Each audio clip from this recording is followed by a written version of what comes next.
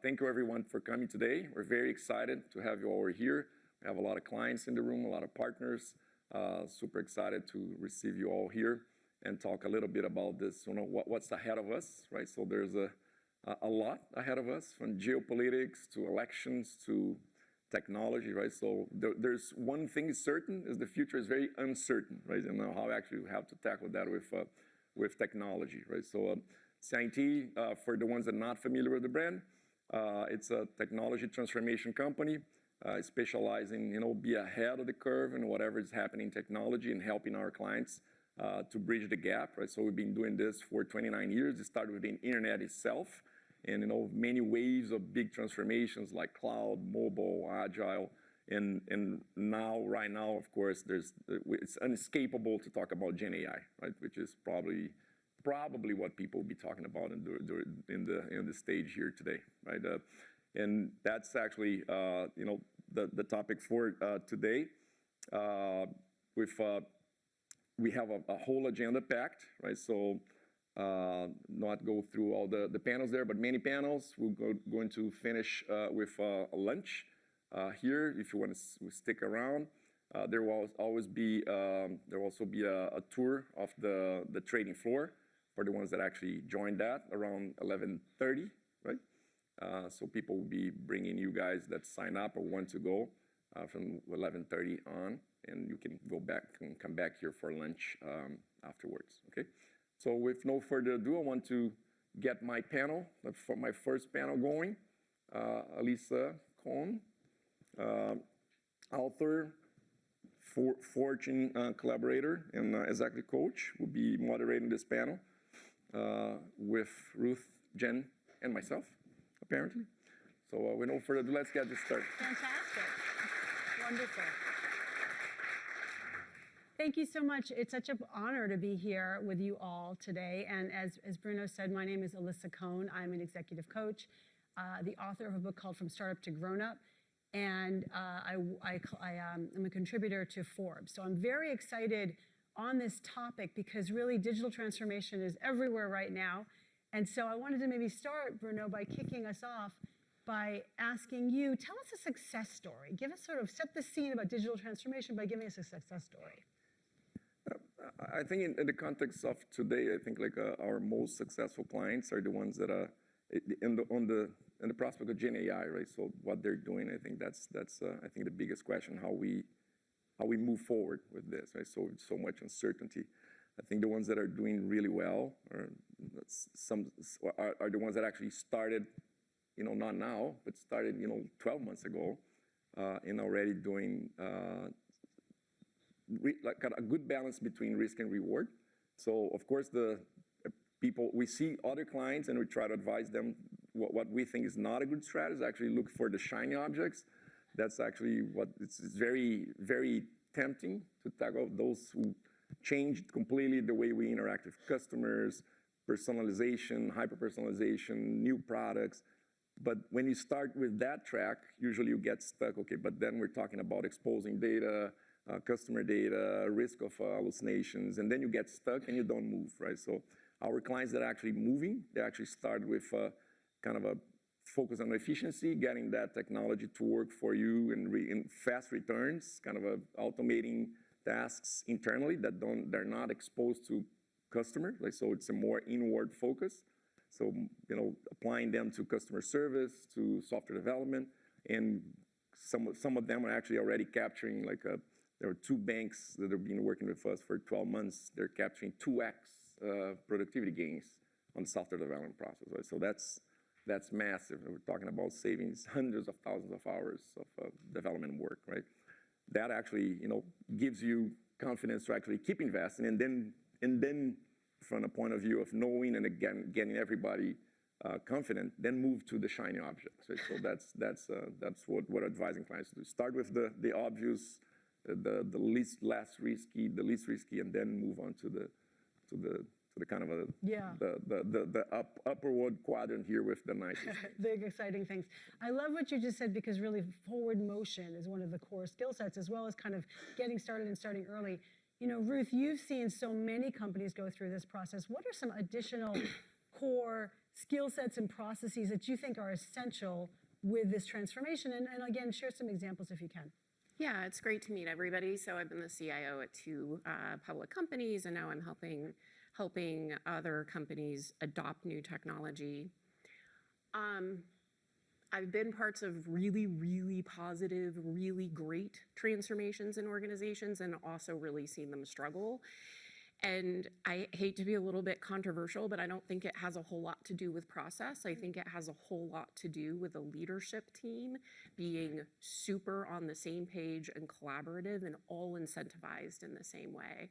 I think the cultures where I've been part of a peer group, you know, where we all were in it together, we had complete and implicit trust in each other, and we all had the same end goal. You know, from the CIO perch, it's easy to be the person that causes the most pain for people, and everything is blamed on systems or tools, or you can be a collaborator and you can be a really trusted advisor. And where you can get into an organization where the peers are working together, that by far gets you the best outcome, as opposed to any type of, you know, internal competition or internal lack of alignment. So I think culture has a huge part to play in successful change. Yeah, so it sounds like culture and then also alignment, and people really working together collaboratively. Yeah, and trust, right? Because I don't think you get that alignment without some implicit trust, and honestly, psychological safety between all of those leaders. Yeah, for sure. Jen, you've talked a lot about reinvention and how important it is for people to reinvent themselves. Talk a little bit about that. What do you mean by that? And how can companies empower this kind of reinvention that you mean? Yeah, that's a great question. And for those of you that don't know me, I run the East for our retail and consumer goods business at Microsoft across all of our products, so hardware, software, and all the cool AI stuff right now. What we're finding is that, you know, we obviously all have best practices that we're used to going forward with. And some of them are kind of moot points now because the world is changing so much. And so I was at a conference a few weeks ago, and what they were talking about was you have to unlearn things. You have to take away these best practices that you used to have because the systems or the processes or even the customer expectations that are now out there, we have to reimagine what those best practices should be in order to facilitate those things. And so I think being able to have an environment, you know, I try to facilitate that for my own organization, and I have a leader sitting here, and maybe he'll disagree with that if I facilitate unlearning in our environment, but I try to. And, you know, it becomes a place where you're brainstorming all the time, and you can quickly get to a yes or no. Is something going to work? But at the end goal, what we try to make sure that we have, and even when we're working with our customers, is do we have an opportunity to help our customers meet their objectives or KPIs, and then does it do something positive for the customer experience, and then reverse engineer that and create the new best practices that are going to help them get to those goals. Yeah, I love the way you frame that, and it kind of puts in mind something else we talked about, which is the idea of beginner's mindset and how essential it is to kind of almost bringing a not knowing to a situation. Can you tease that out a little bit more and again, give us an example? Yeah, I mean, we go through this all the time because obviously everybody in the room has probably heard of GenAI and Copilot and all of the competitor things that we have out there. And, you know, if I went in and tried to think about, okay, well, I'm going to have something that's going to go in and do my work for me every day, and I've got this, you know, assistant, I would already have this preconceived notion of what it is that that thing could do for me. And so it would be, I think, to Bruno's point, efficiency gains, or might have a better sense of accuracy, or maybe I have a higher customer satisfaction.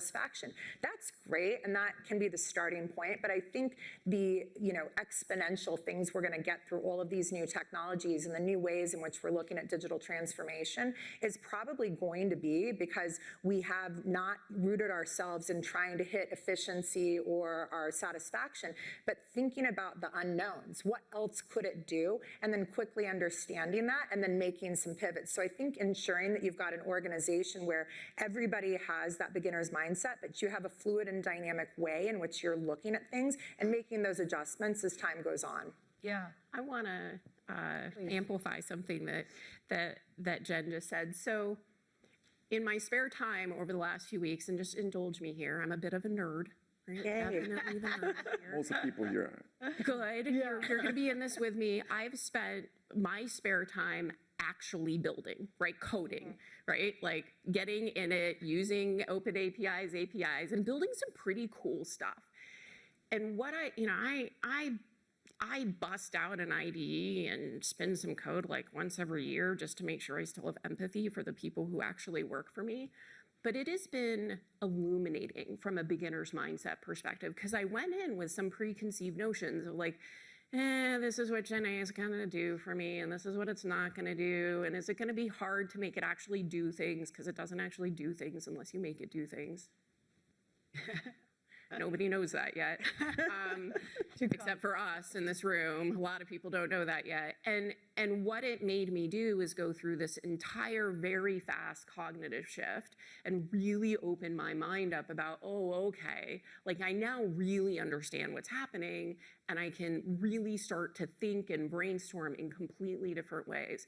And I think this technology is special and different that way. I don't think we have seen technology that is both this adoptable by everybody else, but also still need engineers and technologists to kind of lead the way. I think this is a new thing that we are in the middle of seeing as far as what our role is going to be. And that beginner's mindset, you are 100% right on, is what like got me to that curiosity. Yeah. And if I can tag on to this one, like I think it's deceitful, this technology, because people think, oh, it's a new technology. It's not that kind of new technology. We're going to get your team trained 2-3 days in the classroom and they're done. It's one of those rare technologies to actually master it, to get the full potential of it. You actually have to rethink the way you work, right? So those are very profound changes, right? And so you have to be, that's why I advocate for, forget about the shiny things. Just get your hands dirty right now, because you have to be in the game to play the game. It's very hard to kind of understand the unknowns, like what you can do with it if you're not playing with it. So from the point of view of guessing, with a lack of literacy around it, and try to kind of what it would mean for us as a business, and then you come up with very pie in the sky type of plans. Get in the game, get it from the point of view of knowing it, then you design those plans way better, and adjust and rinse and repeat, because that technology will change way faster than your strategy changes. Yeah. Yeah, I think that's true. And like, I think it's at least it was a little scary for me, as I started to understand how to use this technology, because I was like, oh, I must be coming up with use cases that everybody's coming up with. Like, these are so obvious. But then you start looking around and everybody is doing this exploration. And so it's like, okay not to have original ideas about how you want to use this technology, because once you have the not original idea, like everybody is having an assistant idea, right? Agents are now the thing. You're gonna be able to find the things that are personal and what you, your company, your teams need. And so I think like, not being afraid of being a little bit cliche with the ideas out of the box. Like, you don't need to have the incredible idea at the outset, because you're gonna play, and then your mind is gonna change. And really what you're talking about, all three of you, is sort of the individual playing and evolving and sort of sharing among themselves, which I think is so powerful, and also recognizing this technology is different. It's fundamentally different and transformational of itself. So Bruno, coming back to you, if you pop up a level, what are the implications of this for companies who have to kind of throw out their past best practices and now adopt new frameworks and new best practices? What suggestions do you have? I think to Jen's earlier point, of customer behavior and being able to respond to customer behavior, that we haven't seen yet the pressure from consumers asking for different type of interactions, right? But it hasn't happened yet. Mark my words, it's gonna happen. I don't know when, 9, 12, 18 months from now, but it'll happen exactly the same thing that happened with mobile. When this thing hits kind of critical mass, and people get used to all the Geminis, the ChatGPTs, the Apple Intelligence of the world, their behavior and their expectations will change. And then they will they will create a lot of tension in the brands that they interact with, the companies that interact with us, you guys, right? But then it will be too late to respond, because then the expectations will be already there, and they're demanding, hey, how come you don't have this, right? So how come, and again, it doesn't matter what your competitor is doing. Their expectations are being changed by other interactions that they're having in their daily basis, right? So dealing with, the new Siri, dealing with, the other, digital natives experiences, that expectation will go up. It's not, if I'm a, I'm for Domino's, and it's not looking at what Pizza Hut is doing. Well, that's not your benchmark. Yeah, for sure. And I mean, we're all talking about, sort of, if you don't start, you're going to be too late. And so, Ruth, I'd like to ask you, how can companies and how can maybe technical leaders really empower themselves to really increase the velocity of innovation? Yeah, I think, so technology leaders are sitting in this place where all of the other executives in the organization are screaming, why am I not getting all of this profound efficiency from AI, right? And then everybody looks at the technology leaders and it's like, and so listen, I think we talked about it. This technology is different. I think the first thing that you can do as a technology leader, we already said it, is get your hands dirty. This is not a thing and I'm really sorry if there are SAP or Salesforce people in the room or whatever your favorite CRMs and ERPs are. I don't mean to be brandist. But this isn't a thing where you're going to be able to talk about whatever platform your company uses at an abstract level. I just don't believe that, because I do think it is different to get your heads around. The second thing is creating that room for your team to do the same amount of playing and the same amount of understanding. In my previous role, we ran a 1-week hackathon, 1 week. I think over and again, the way I get people to do hackathons is I promise them that they don't have to talk to their managers all week, which gets them to sign up really fast.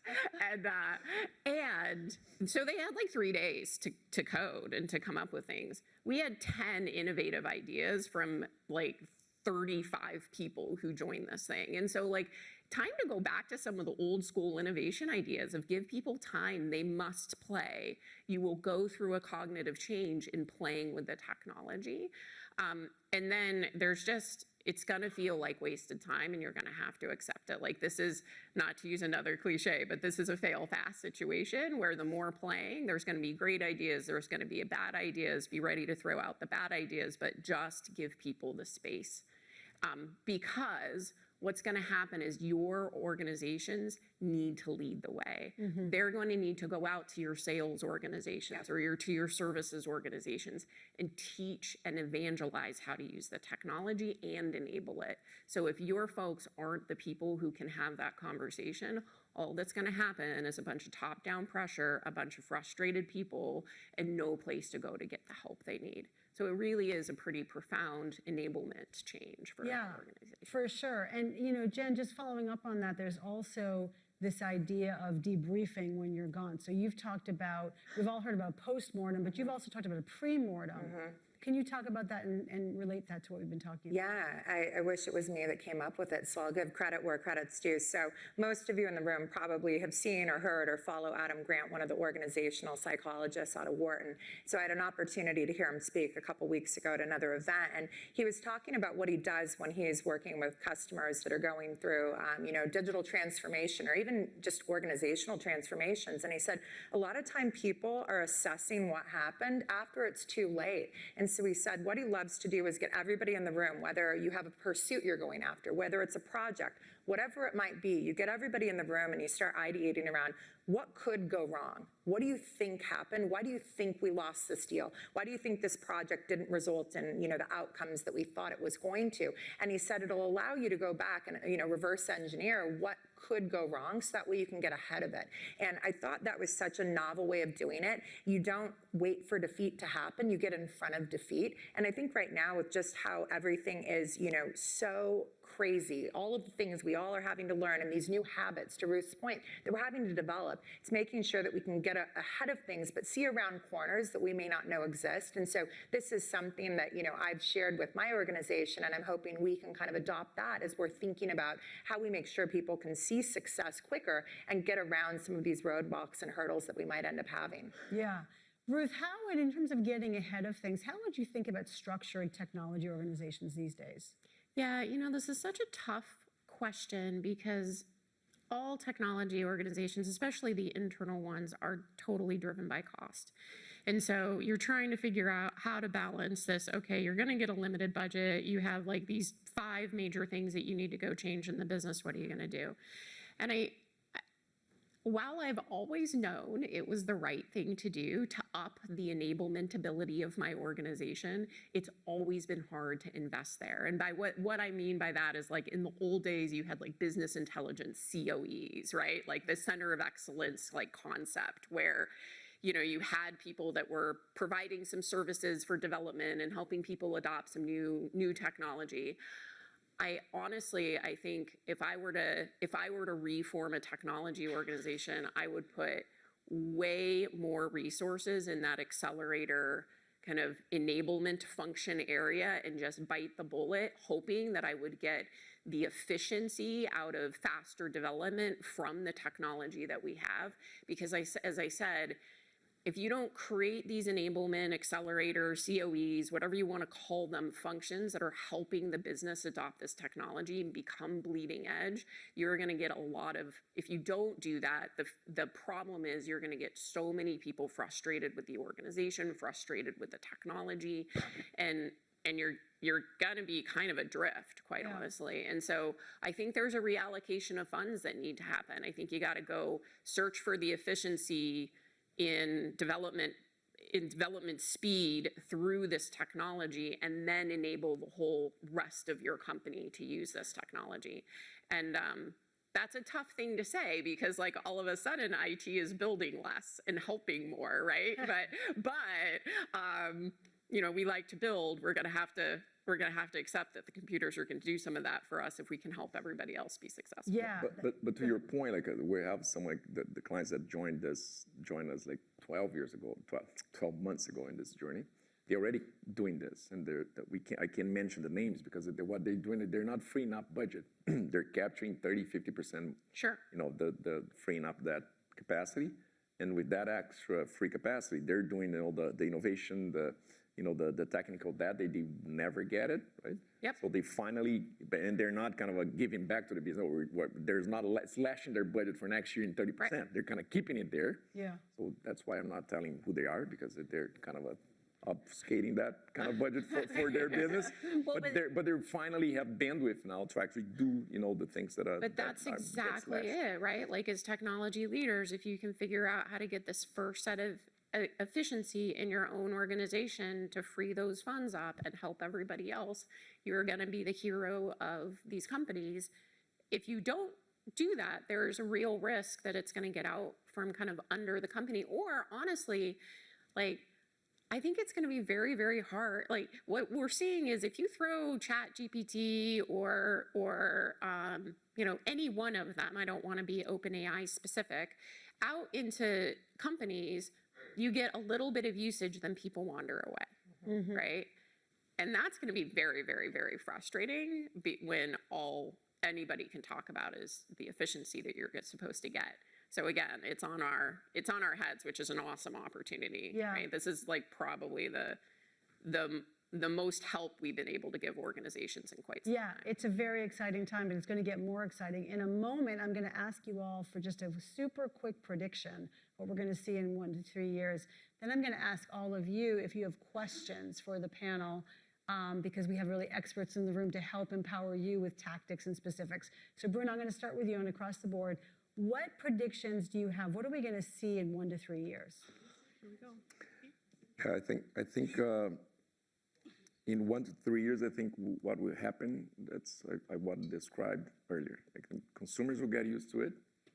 They will change their consumer behavior, their expectations of their interactions with your companies, and they will start demanding a different type of interaction. Voice activated. Think of all your mobile web experience that we have today. That will have to change. Yeah.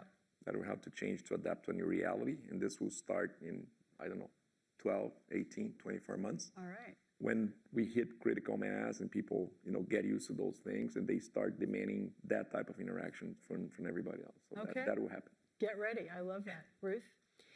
Yeah, I'm not a great futurist. I will admit this, but what I really hope is that we're going to see these huge gains in things like Gen AI, going from things that are generating language for you to things that are easily doing something for you.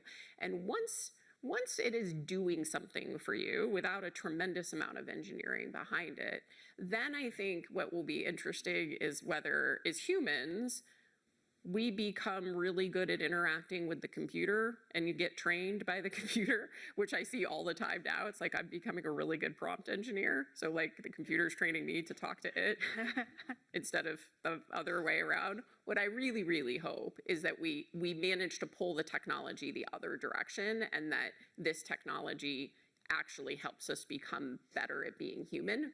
Like, this is my hope, and I don't know what that looks like, and I don't know who's going to be the brilliant people to pull us in that direction, but that's my true hope. And to your innovation stance, that would be wonderful if that's the customer experience, right? Is that we become actually better at being humans rather than being really good prompt engineers. That's great. Jen?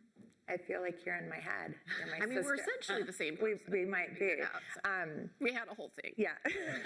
So I am also not a great futurist, but luckily I follow people that are. And so there's also another Wharton, I think he might be an organizational psychologist, but I'm not sure if anybody in the room has read a book that just came out called Co-Intelligence. Yeah. And it's exactly that. It's about, how can you work with this alien mind that is now Gen AI? And so what I think will happen, I mean, a lot of us in the room are probably engineers.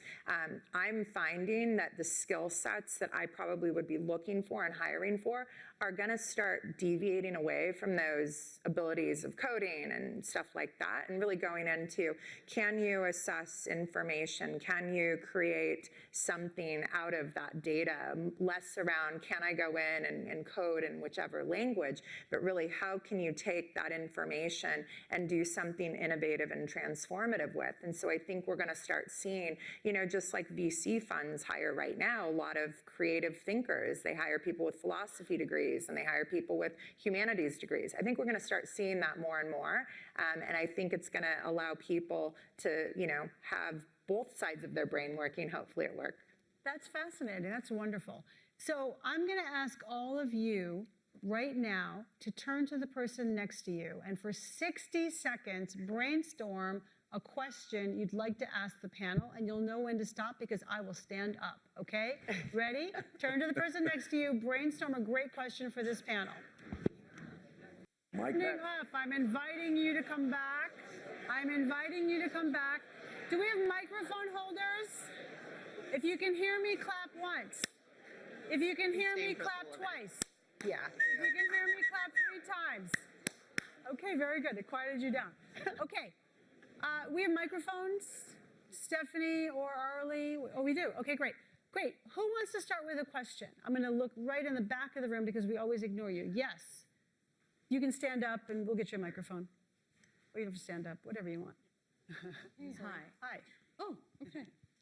Hi, my name is Aarti Swami. I work for JPMorgan Chase, and I'm driving transformation in payments. So I was just talking to my friends over here. So technology is changing very fast, and everyone wants to stay ahead in the game, because if you don't, then you're out.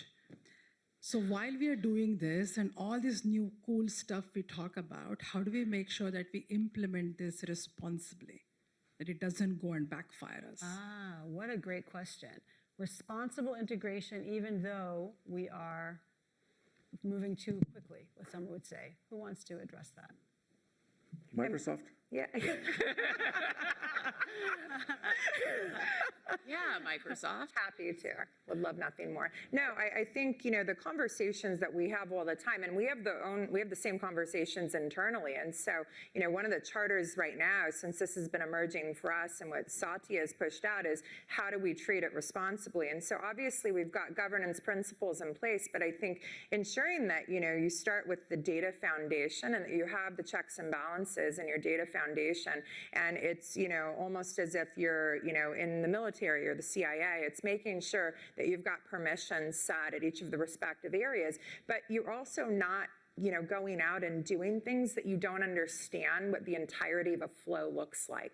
And so, for instance, if I want to figure out, how I can facilitate an end-to-end payment, but I'm not really sure what happens. I understand the prompts I'm putting in. I understand some of the flows. But if we looked at what, agent landscapes look like right now, there's a lot of stuff that people don't understand around how those interactions are going to work together. And so I think starting off small, and so to Bruno's point, you're talking about how can you make sure that you've got the right data foundation, you get the roles and permissions, and you have things that without a doubt are going to be responsibly met, and that you're not using data you shouldn't, and you're not giving exposure or introducing risk to things that you shouldn't. And you start off with some of those very, basic things. Then as you start understanding the system limitations, but also what the system is capable of, you're able to go after those new shiny things. But I think right now, a disciplined and pragmatic approach is what everybody's expecting, and it's kind of how we're treating it as well. I think it's why one of the first things that we came out with was Copilot, and it's an assistant, for lack of a better thing.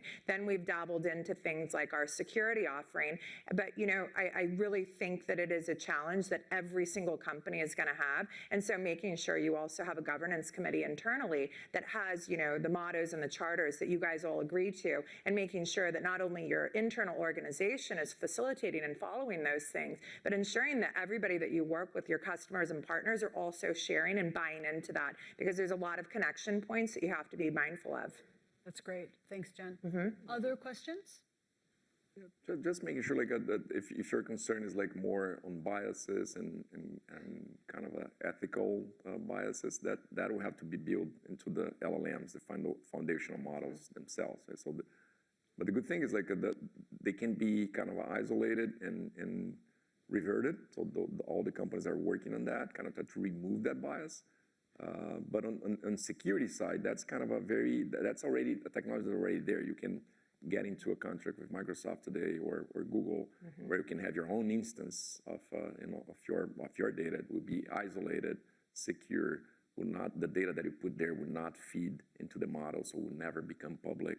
So that's already in place. So you can take advantage of that right away. So. That's great. Thanks, Bruno. Other questions? Yep, right here in the front. Hi, this is Rishi Bhatnagar. Oh, thank you. Looking for you. This is Rishi Bhatnagar from Morgan Stanley. So it's a two-part question. The first is, are we getting kind of a golden hammer syndrome where every problem seems to be an AI-solved problem? Great question. 100%. So, Yes. like in some cases, we almost find it like it's a problem looking for a solution looking for a problem. And then the second, as you mentioned about getting almost like in a beginner mindset, having new best practices. And as we go through that transformation, how do we juggle what we are doing today with how we are going to bring it tomorrow? Because some of the practices need to evolve. Some need to consistently stay. So how do we, so it's a two-part question. Great question. Yeah, I think the solution looking for a hammer. So my generation, I think we're scarred by blockchain. Everybody remember blockchain, right? Like we've spent 15 years in the trough of disillusionment, right? I struggle with this personally because honestly, I'm sitting up here talking, so this occurs to me to be a very weird thing to say, but I had a horrible speech impediment as a kid. I hate talking to Siri. I am not a language user. Like, I much rather click a few buttons and go on my way. Like, I don't want to have a discussion with a robot. I just want to click some buttons and do my thing, right? And so it took me a minute to figure out why, especially GenAI, is so interesting, because I am not a natural user of it. I'm just not. And so the more I used it, though, the more I began to understand that it might not be for its like language generation capacity, but it might be for the ability to quickly understand data, right? The reasoning capabilities are getting more interesting to like go through a corpus of information and create the data that you might want to train the AI on, using AI for that. That's what begins to get interesting. So yes, while it is absolutely a solution that is looking for problems to solve, and I think we'll probably see a lot of noise out there. There's so much value in the fundamentals that don't be like me for the first few months and was like, is this another blockchain? It might be another blockchain. And it's important to learn from our errors. As far as what changes and what doesn't change, I think you hit the nail on the head, right? Like, common sense is a superpower. That's the thing that's not going to change, right? Your well thought through governance, if you need governance, your processes that need processes, your ability to make people better through giving them advice on the code that they're building, all of those things you need to keep. I think what we're saying is it's also going to be time to add just a little bit more freedom of learning and playing. And that's, again, tough because we have so much to deliver, but like that's the stuff to add, is a little more lightness, quite honestly. Thank you. That's great. I saw the, yep, right there in the light blue.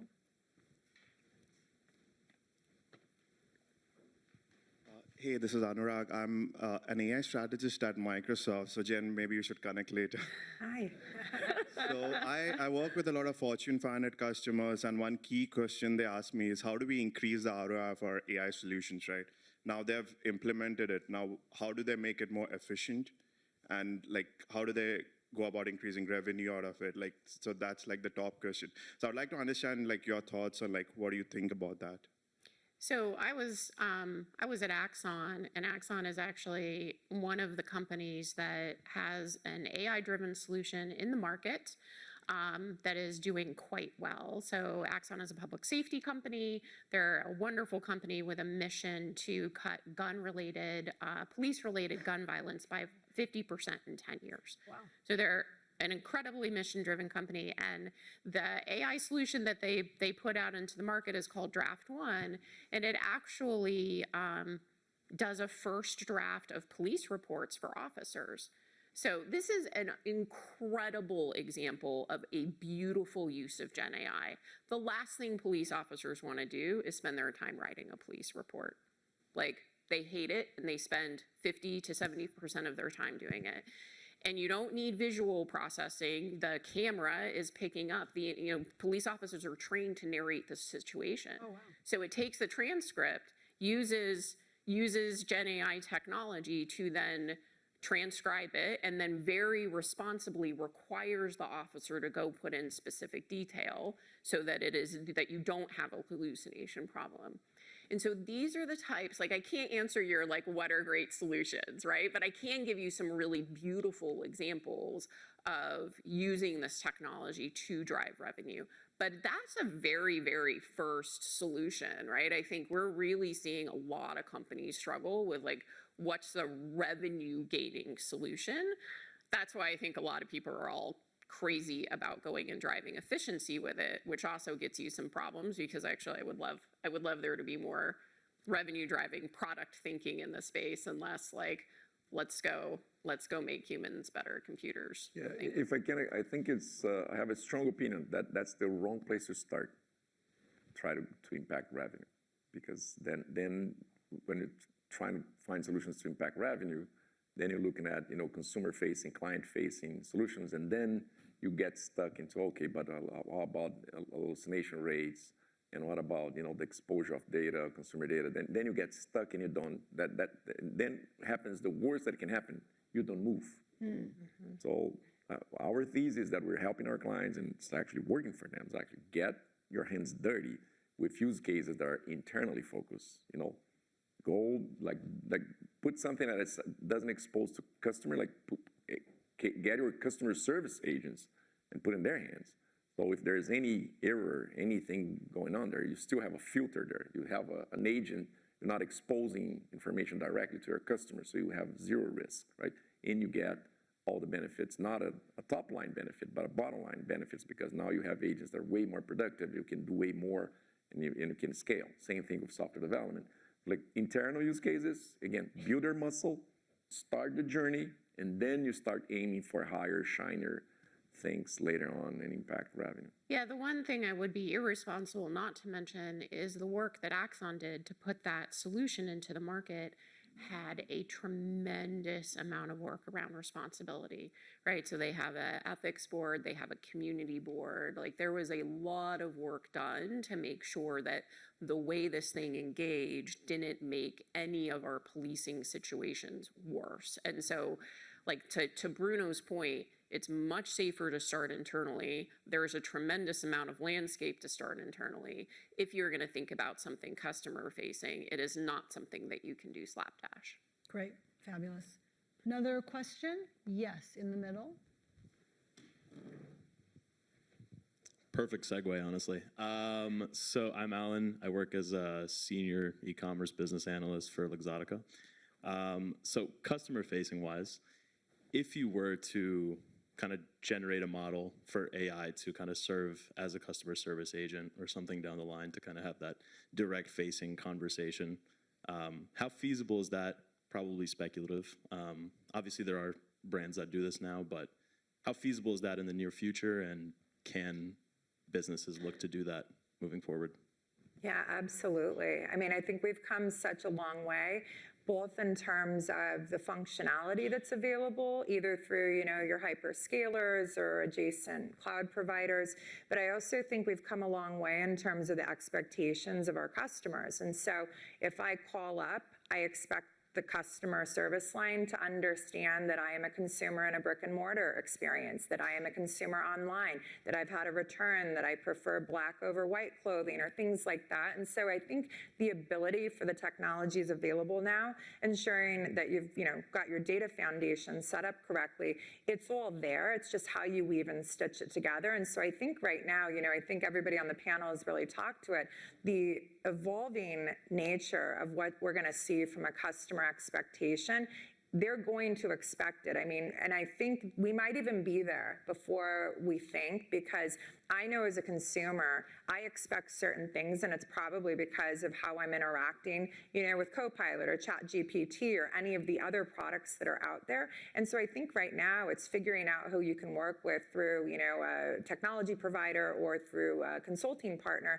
of figuring out, here's what I have right now, here's what my customer experience looks like right now, and here are the gaps in terms of what I want to be able to offer, and have somebody help you stitch it together. But, we have a great example of some work, and I'm pretty sure it's public. Matt, you can tell me if it's not, with 1-800-Flowers, of doing call center of the future, and really how they can leverage all of the artificial intelligence capabilities to better surface, response times that need to be, accelerated, but also ensuring that when they have something that's going viral, I think you guys, anybody that's on social media sees when somebody posts like, here's what I ordered, here's what I got, and they were plagued by that. And they were like, oh my God, we've got to figure out how we can get ahead of these things. And so how you can automate processes. But I think going to the gentleman's question over here, of talking about, do we need to have AI in every single thing? I look at back when we had automation as the first thing that we were talking about. Does everything need to be automated? No, of course not. Are there things that are working that are okay? Yeah, keep it working then. But does AI, can that act as an agility layer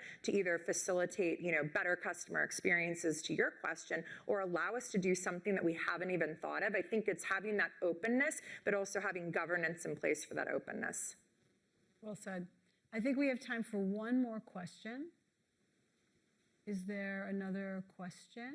I think right in the front row, we definitely have somebody. Sorry. Well, I love the thoughts around a beginner mindset and the view that the consumer expectation will change, and perhaps at that point, we may be a little too late. So as organizations, how are we beginning to respond? And a little bit comes down to investments, and you might be investing a little ahead. How would you sort of challenge executives, technology leaders to be thinking about these investments that may not be immediate at the moment, but will have massive implications as we go further down? I can take it very quickly because I think I have an incredibly simplistic answer. Data is the fuel for everything that's happening with AI. And so if your data estate is not in order, like, that is the place you need to invest, because that is what allows you to do everything. It is the connective fiber through all of the things you want to do internally and with customers. And so whenever I'm speaking with, CFOs or CIOs, CEOs, I talk to them about, what do you think your data looks like, and how happy are you with the quality of it? And then we can start having conversations around that. I think the bifurcation of the data is also the skilling. And so ensuring that you have people that either have the skills in place that you need in order to do these kind of evolutionary things, or ensuring that you've got skilling initiatives in place, or that you have people that have the aptitude to learn new things. And so I think those would be the two areas of investment that I try and talk to people about. I agree with this so vehemently that in my last role, I built a data platform and a data platform team, and they're just really excellent engineers. And I actually gave them the AI enablement stuff because A, you can't separate the two.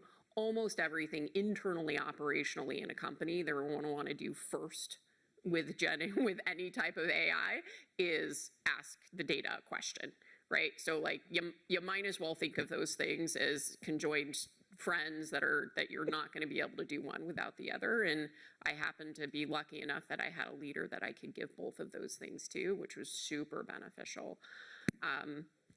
I think the other way is again, to Bruno's point, and he's seen such great success with this, is this has got to be a reallocation of funding situation, because we know, right, like the world of IT budgets is the world of IT budgets. But this is why it's important to start driving the efficiency in your organization so you can start building out your data and AI investment platform and get people used to that very quickly. Just to that question, like all our clients that start this journey in 2023, they have no budget to do this. Yeah. Seriously, they have no budget.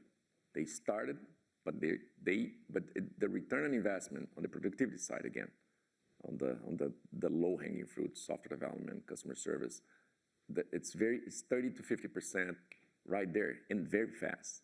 Like in software development, we're reaching 30, 50% in 3 months. So you don't need a budget. You just kind of, and of course, if you really have to kind of do your data infrastructure, that will require a lot of money. But there are use cases that don't require that, and you can capture that return on investment within the year easily.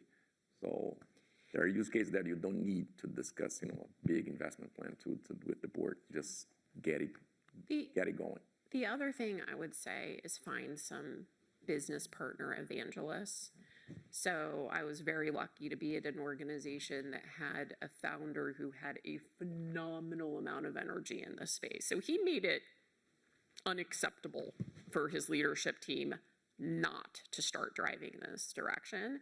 And so, as technology leaders, again, we got to be great partners and great enablers. You got to go find some friends and make them the evangelists and have them put the pressure into the organization, because, your customers are king, right? And your customers are going to be able to prove the budget justification even better than you will be able to. Yep, outstanding.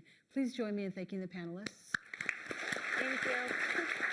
And please mob them during the coffee hour and get some more advice. We'll have a 15-minute break. We'll be back here in 15, so take your time. Network outside, coffee, another one, and we'll be back here in 15. Cool? Thank you so much. Thank you. Stan.